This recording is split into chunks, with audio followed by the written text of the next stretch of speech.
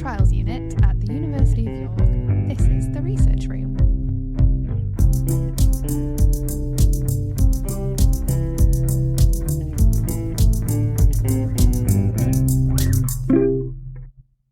Hello. Hello. Welcome back to the Research Room with me, Lucy Apper. And me, Janine Healy. And today we've got a very special bonus feature special episode for you. We have left York Trials Unit and we've crossed the road over to the Institute for Safe Autonomy. And we have with us Dr. Jihong Zhu, who's going to tell us all about his very exciting robot arms. Welcome to the Research Room. Hi, hello. It's really a pleasure. So thanks very much for inviting me. No problem. Thank you so much for coming to the Research Room. Yeah, we're looking forward to chatting to you. Yeah. Can we have a little bit of background, about what you do and about you, basically? Yeah, sure. So my name's Jihong. So I'm a lecturer of robotics at School of Physics, Engineering and Technology. And I'm an affiliate researcher at Institute for Safe Autonomy, where I created a lab called Robotic Assisted Living Lab.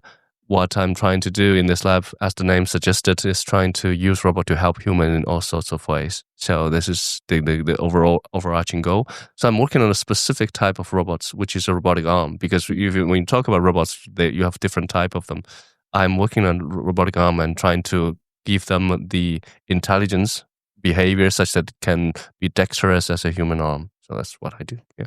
Brilliant. So we came to meet you in your lab, which is called the Robot Assisted Living Lab, or RALLA. Do you call it RALLA? Yeah. That's a name. So usually these days, people like to have this abbreviation, which sounds... we love abbreviations. We do love them, yes. Yeah. So I'm trying to get a really catchy one. RALLA. Yeah. RALLA. I like it. Yeah, I like that, actually. It is quite catchy, isn't it? Isn't it, RALLA? Yeah. Yeah, it sort of has Robot Assisted Living Lab. So it's... we're doing like a little competition about these acronyms, aren't we? And I think yours is pretty good. Yeah. Yours is Thanks. good. I like it. Yeah.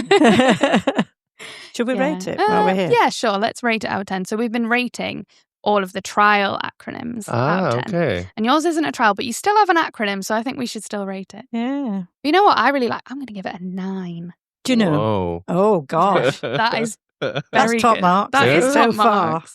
Yeah, I think I might give it a 9 as well. Yeah. I think it's the best acronym we've had. It is. Really? It is, yeah. Okay. I like it. Did it take you long to think of it? Yeah, it does. I have a logo for this as well. Yeah, but I cannot show it in the broadcast. No, we can't show it. We can't show it, but you could tell us about You can describe it if you want. So I'm trying to, at the time, with this spelling of RALLA, I'm adding a bit of robotics, arms and joints, because you can make it look like it. Yes. I have something like that, yeah. So it's like does the R look like a robot arm? Yeah.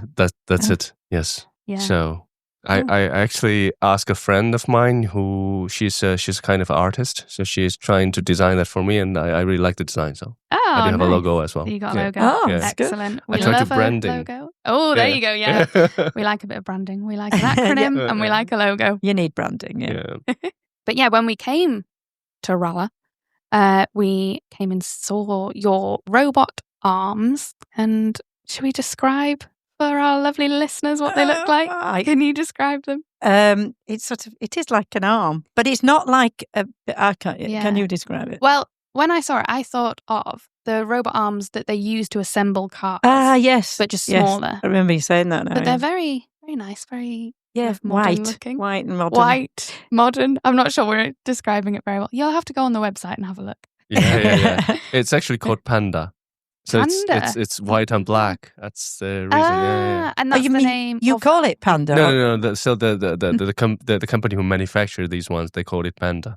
They used to call it Panda. Yeah. And the robot arms, they're commercially available. You're just doing is it the software or? Yeah. So basically, these robotic arms are commercially available, and what we are doing is trying to design the brain of the robotic arm. Right. So make it behave better, make it do useful work. Yeah, that's what we're trying to do. Yeah. So you're programming it. Yeah, you're building the brain behind the arm. Yeah. That's a good way of putting it, the brain behind the arm. I like that. It's a good analogy. So you're developing the arms so that they're safe. So that's the kind of idea. And that's why you're in the Institute for Safe Autonomy. So can you tell us about what your programming does to make the arm safe? Yes. So I need to say this beforehand because my colleagues at the Institute for Safe Autonomy might disagree with me. So I'm working on the level which is quite low level safety requirement, which basically I designed a controller to make the robot behave like a mass spring damper system. It's actually like a spring. I can make it behave like a spring. And that is something called an impedance controller, which is a it's a technical term, but basically what it does is make it behave like a spring. And what we can do when we make it as a spring is also we can adjust the stiffness of the spring, so it can be really compliant, but it can also be stiff. So depending on the scenarios, when it's really trying to do some tasks, it might be required that the robot become quite stiff. When it's really moving close to human, then when it knows the human is around, then it needs to be quite compliant, so to avoid kind of injury to human. So that's the way that I'm trying to do it, to make it safe. Yeah. So it's kind of like a spring. So I suppose if it comes, you can sort of quite easily push it away. Yes. It's not going to bash into you. It's more of a gentle bump if it would hit you. But, it's a good way of putting it. Yeah. And so with the Institute for Safe Autonomy, how does that fit in with your work? So what is it that they do? So, I mean, Institute for Safe Autonomy, I mean, I might not be the best person to introduce this. It's probably the best is the two directors. So Institute for Safe Autonomy, they are, as the name suggested, they are really looking to how to make autonomy safe. So I would say most of my work on the algorithmic level is to trying to develop autonomy. Of course, I do some low-level work to make sure that it's safe. It's kind of safe behavior, but I don't have a kind of evidence to support it. Yeah. So for Institute for Safe Autonomy, there's a group of people, I think they're one of the best in the UK, maybe the best in the UK, who really do safety assurance, who do system verification. That's some kind of a formal proof that the algorithm that they develop, the system that you develop will be safe. So this is something I don't do. That's why I'm saying the safety I do, maybe my colleague might disagree that this is not really the safety that they are looking at. But they are really looking at system level safety and also algorithmic level safety in terms of proving that this is safe. Yeah. Which I don't do. Yeah. So you'll make it and then they will prove that it's safe. They'll test it. Yeah. And then there's another branch which looking at, if you imagine this, if you put these robots into your home or into the hospital, then just proving it's safe is probably also not enough. There is also an ethical, a social perspective on that as well. So I think Institute for Safe Autonomy, it's really good in the sense that we also have ethics. So we have another pillar called ethics. So they're really looking at also the ethics of autonomy as well. So the social aspect of autonomy. Oh. Yeah. And then there's another group actually doing communication. So they'll try to make the communication safe. And by the way, like for Institute for Safe Autonomy, we call it ISA. ISA? Yeah. Another acronym. Another ISA. Oh, no. No, I don't mind that one, but it makes me think of savings accounts. Yeah, ISAs. Yeah. So definitely savings accounts. Yeah. And so going back to you, so why is assisted living using robots so important? Okay, so this from my perspective, I mean, I could be biased, but for me, I mean, the first of all is that, I mean, a lot of populous country are really into an aging society. And then we are also lacking of a kind of labor force to really take care of people. I mean, NHS have a shortage of caregivers and nurses. This is actually acknowledged.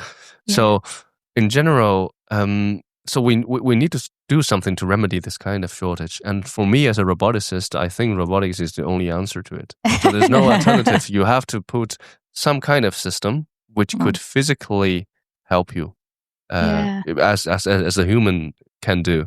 So I think that's where the robot can come into play to really close this gap, which we currently have. Yeah. I think you hear about it quite a lot, don't you? That we need more carers and more help with the aging population. So obviously they're really important for helping with carers, but we're not trying to replace carers with robots, are we? They're not taking your jobs. No, they're not. So they're really not meant to do that. I mean, in general, also, just besides shortage, also the carers, they are also a kind of labor-intensive job. I mean, if you need to kind of help somebody to get up, that's actually, you need a lot of forces to push. It's quite hard physical job. Yeah, it's a really physical job, and a lot of jobs are really repetitive in a way. So I think in general, what we are trying to do by introducing robotics in these things is to not replace them, but to complement them. And to make them work easier for them as well. So this is really like a complementary thing, not really a replacement. And I really believe that the human touch in the care is something which is indispensable. So you cannot really do this without the human touch. So there's no way that robot will replace carers, will replace nurse, but then robot will help them to do their job better and to make them actually be more efficient. And they can do probably they can be less stressful in the job as well. So that's the purpose. It's not to replace. They're not going to take our jobs. Definitely not. And it sounds like if the robot can take care of the more physical, like you say, quite repetitive, kind of manual side of the job, because that's not the most important bit, is it? It's the kind of caring side of it that obviously only a human can do. Yes. That's the thing. So that's what I'm saying. There's no way they can replace. They're just complement. Complementary. Complementary medicine. So how did you become interested in robotics then? Oh yeah, this is kind of a really long journey. So in my childhood or when I grown up, you see a lot of Hollywood movies. I mean, it's not just me. Yeah, everybody probably see all of the Hollywood movies about. I mean, I don't know, these iRobots or... iRobot was what I was thinking of. But this one is a bit intimidating. These are not mean. These are nice robots. Yeah. But when I started my university, so you cannot find a degree program called robotics. There's nothing. There's nothing. Yeah, at that time, there's nothing. So I did a really kind of interesting kind of bachelor program where I stayed 2 years in China and 2 years in the UK. But as I said, at that time, there's no robotics program. So it's basically engineering. Yeah. And then, so robotics for me is it's like science fiction. Yeah. Yes, it is to me.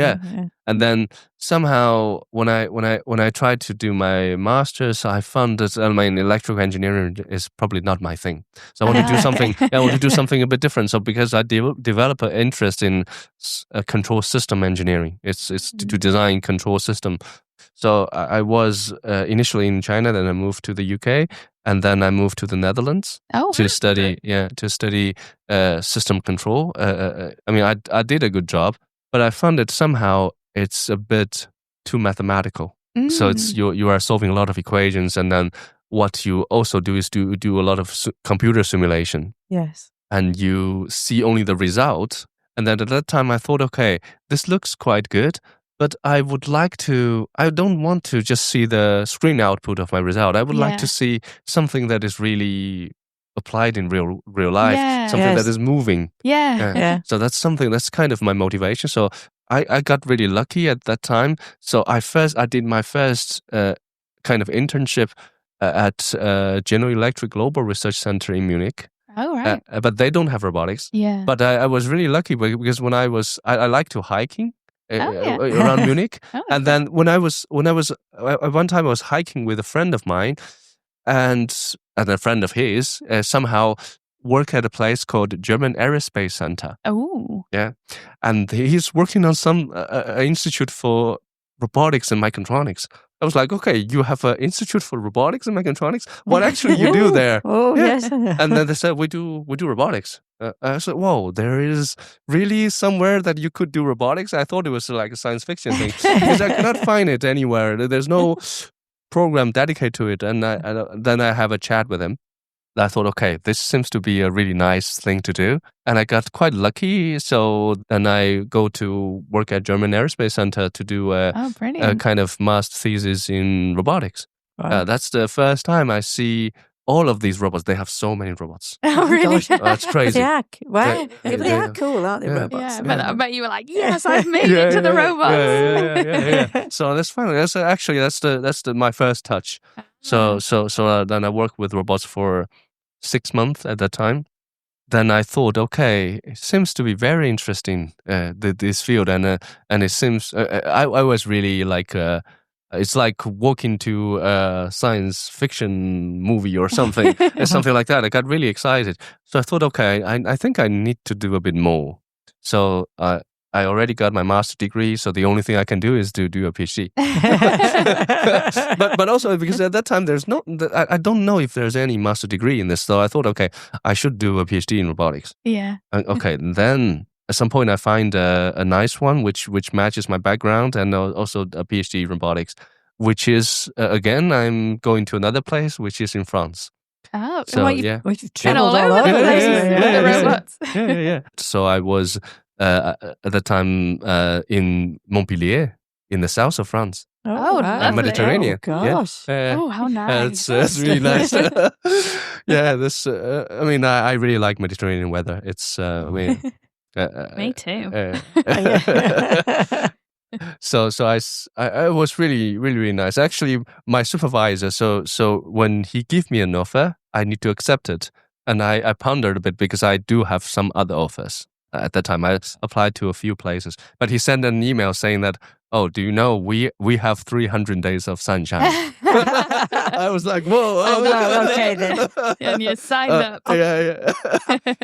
Oh, if I have to put up with it. So I spent 3 years in the PhD program. Then at that point, when I look at that's a really critical point, because when I look at the kind of booming of artificial intelligence, people are doing not traditional control, but people are doing machine learning. They're doing artificial intelligence. They're doing AI, and you see this method has been applied to robotics. And I was like, wow, this seems to be a brand new domain, and it offers new opportunities. Then I thought I need to probably learn about this new AI by enabled robotics. Then I moved back to Delft to do this AI enabled, machine learning enabled robotics for 2.5 years. And the project is funded by Honda. That's the reason why I'm also doing a bit assistive. Because, I mean, we're talking about aging, and then Honda is a Japanese company, and then Japan is really known for aging society. They have this challenge, so they're interested in developing this kind of robots. I see. So you and your robots, your robotics now, it's all this is AI, is it, that you're doing at the moment, or is it the control? So I have the control background. So for me, it's a combination. It's not purely AI. It's still I mean, for me, it seems to me also AI is not going to solve everything. Yeah, I still see benefit in traditional methods. So we are actually a hybrid approach. So not really everything is AI. We still appreciate some of the traditional methods. Yeah. That sounds like a good plan to me. Don't want to give it all to AI. No. Especially with the robots. If you've seen iRobot, you know what happens when the AI takes over. I haven't seen Terminator. iRobot. No, I haven't seen it. Yeah, I think it's good to hang on to some traditional methods. So I suppose we can move on to your first project. So the robot arm helping people to get dressed. So can you explain a little bit about what that does? Yeah, so the project is about human-robot interaction. Then I have to come up with something that I would like to do. Then I thought, okay, it seems to me that I would like to do something that helps a human. And I found, okay, dressing seems to be a really nice thing, that if you can help a human to get dressed, we started the project. Yeah. And this is it's 2 robot arms, and it's helping people get dressed, and it sort of mimics the way a human would do it. Is that right? Yes, that's the selling point. That's the selling point. I actually didn't realize that when I suggest this dressing thing, it's actually quite tough because I just had a small look out to the papers, and I started to really look at the papers that's centered around this area. I got actually quite upset in the end, a bit of depressed even, because the reason is that as a researcher, when you're trying to do a new thing, the first thing you do is to check all the things people have done before on topics. And what I found is that almost all the things that I can think of in terms of dressing, there's somebody who already done that. Oh no! Yeah, that's the thing. That's the fact is that when I look at all these articles, and they're from really top institutions in the world, so it was like, whoa, what can I do?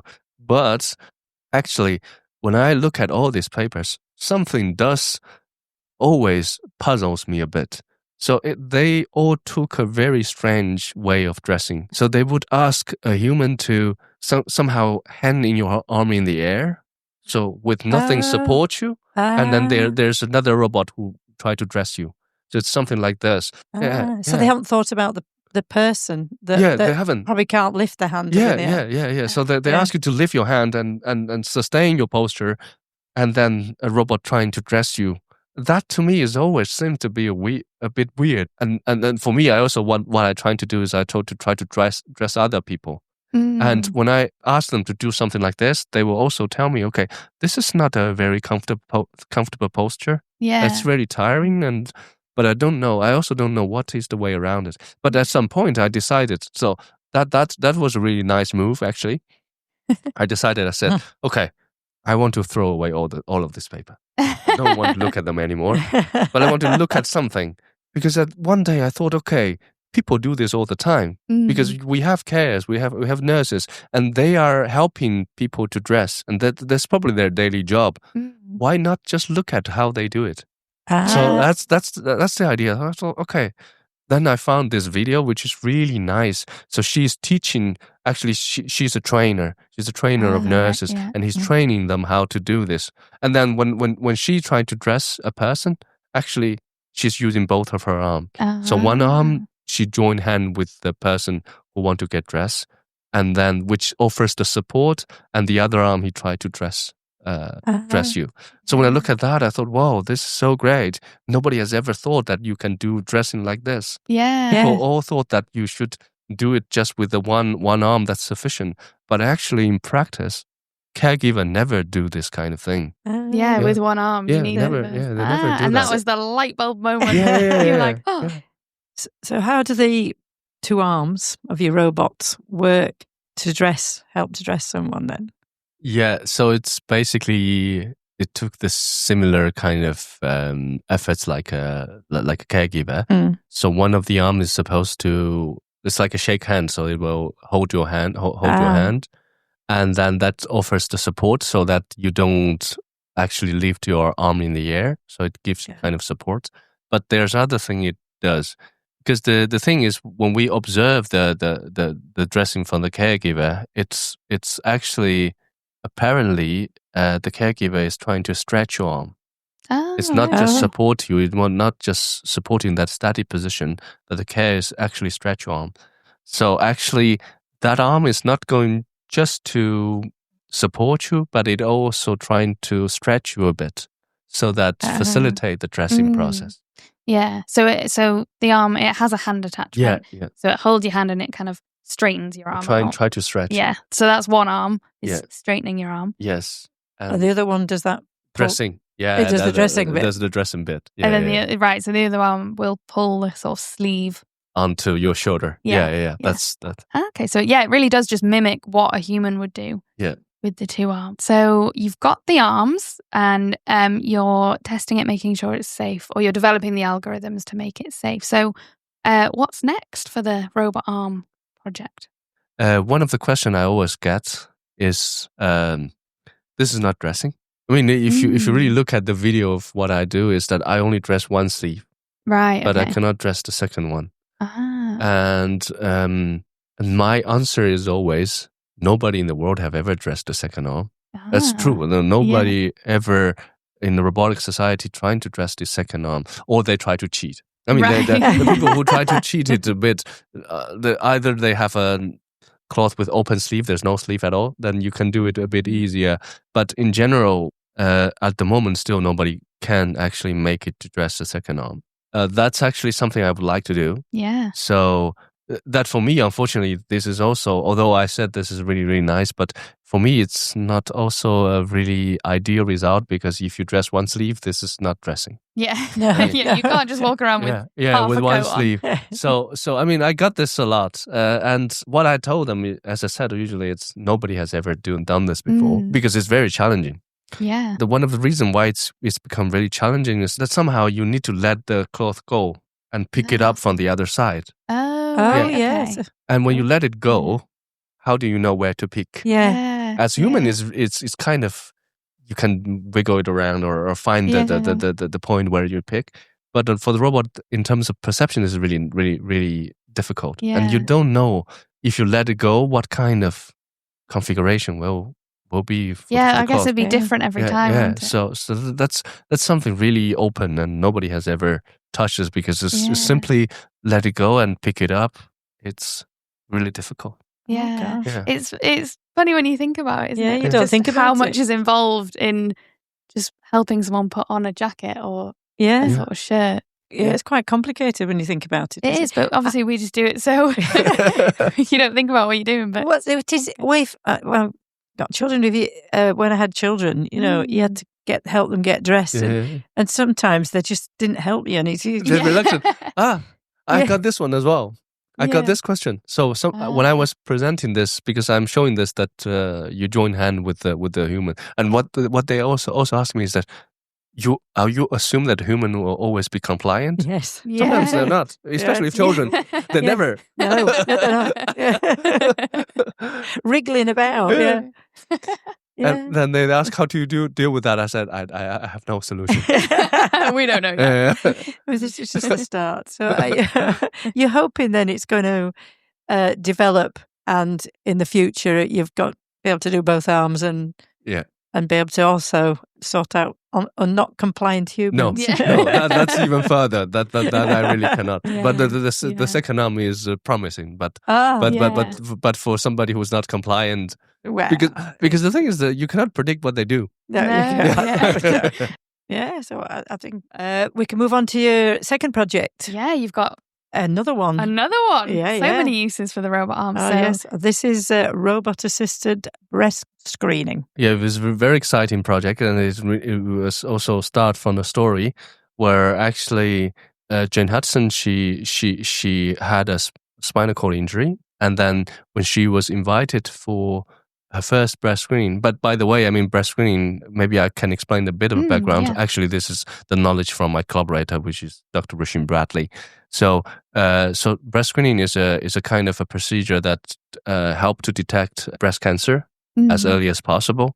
So I think women in the UK above the age of 40 or 45, I don't remember the exact age, but then it's around you will be invited to have this screening service, and it's free, and you should attend it. This is actually from Rasheen, that you should definitely attend attend this, which is really beneficial, because if it detects something early, you can have very good treatment. And Jane, she went for her first appointment, and then because she doesn't have the upper body strength, so she's on wheelchair, and they at the center they tried everything. Actually, it's Rasheen and her team.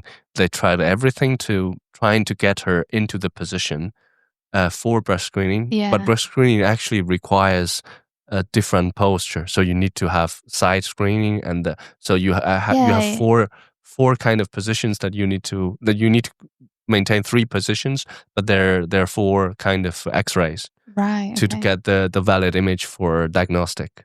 So they tried everything on her, but they eventually decided that there's no way that she could have a valid screening because she cannot sustain the posture. Yeah, it's very hard. It's very, you push you around and put your arm up here, and you have to be stood up. Yeah. I think that's the main problem. You have to be stood up and then make you lean, and then they squash you. Yeah. So then they decided, okay, there's nothing really we can do. But they tried everything, and then she has to be declined from the service. But the thing that really also really unfortunate is that after 6 months, she detected that she actually had breast cancer. Yeah. So actually, if she can have the screening at that time, they will be able to pick it up, and she will get instant treatment. Yeah. So they would have caught it a lot earlier if she was able to have the screening.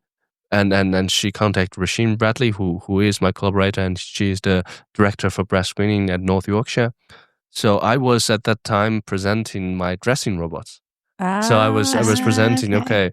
And then Rasheen, when she looked at that, I think she got a bit inspired, and she said, "Whoa, can you actually help me with a problem of mine?" So then we started off saying, "Well, there seems to be we can find a solution by joining our forces." Yeah. So then we decided to do this project, and we're lucky to actually funded by Cancer Research UK. So Brilliant. for 1 year, right. but this project has ended already, so it's ended. But we are funded by Cancer Research UK for 1 year to do a kind of pilot study because we still need to examine the feasibility of this, and we've obtained good results. So it shows on component level. So we tested individual component, like whether we can have the robot and we can design something that supports human, and then whether we could actually track the human posture, because posture is important because you need to maintain the posture. We can.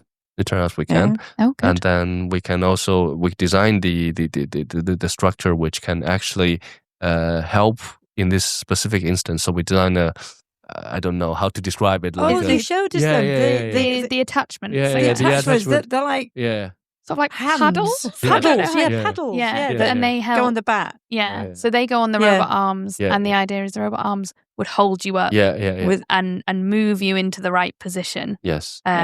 And you've designed these. Did you say you 3D printed them? And Yeah. So we designed it with the team at York Hospital. Oh, brilliant. We have a design, we print it out, and we took it to the hospital. They tested and they let us know their feedback, and then whether it's usable. But we go on a few iterations.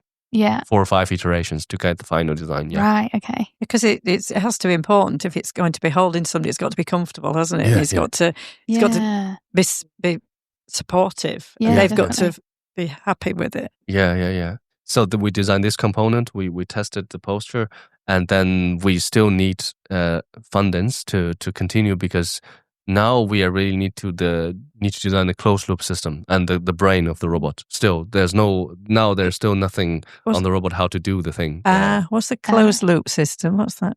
Closed loop system, meaning that it means that the system receives some signals and then do some actions. It's like when you see this cup and you want to grab this cup, and what you're actually doing is you are computing with your eyes the distance between your hand and the cup. Then you drive your action of your arm, trying to minimize this difference, error between the distance between your hand and the cup, so that you can catch it. So this kind of having this error signal, which is the distance, and feedback to drive your arm action.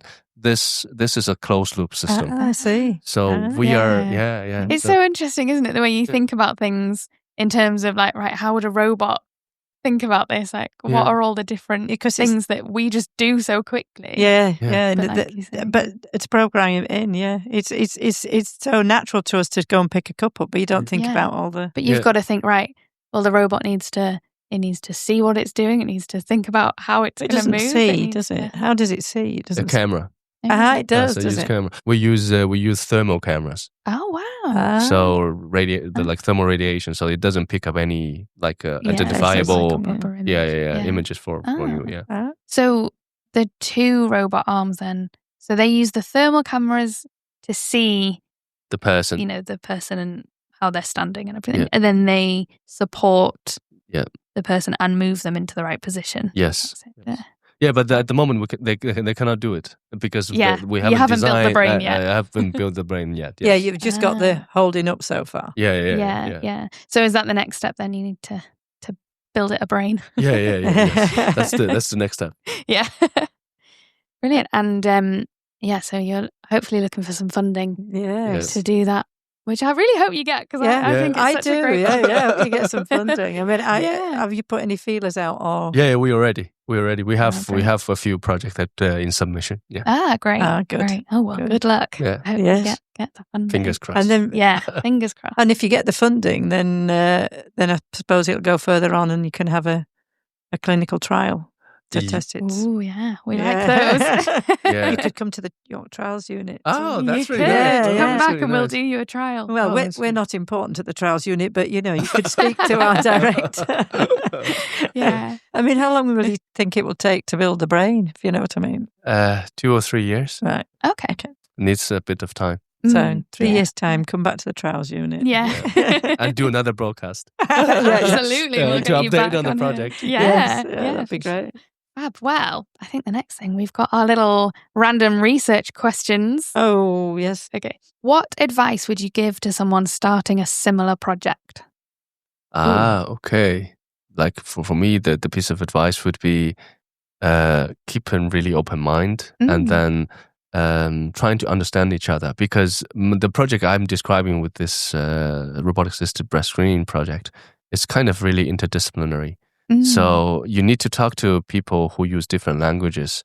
And so in this case, you have to be really open-minded to be open to learn about other disciplines, and then to really take their consideration also and implement them. Yeah. So this is I think this is the most important thing. Yeah. To keep an open mind. That's a good Great mantra. advice, I think. It is actually, Yeah. It is good advice. Okay. Yeah. Which emoji best represents your research? Oh, I don't think we've had that one before. No, that's right. I laughed. Emojis. I don't. Is there a robot emoji? Yeah, there's a There must robot. be. There's a robot emoji. I think there's a little robot arm emoji, isn't there? Oh my goodness. A waving arm, perhaps. Oh, really? Okay, I know there's a robot emoji. Is Yeah, there? yeah, I yeah. don't know. I only use the smiley face one. That's me.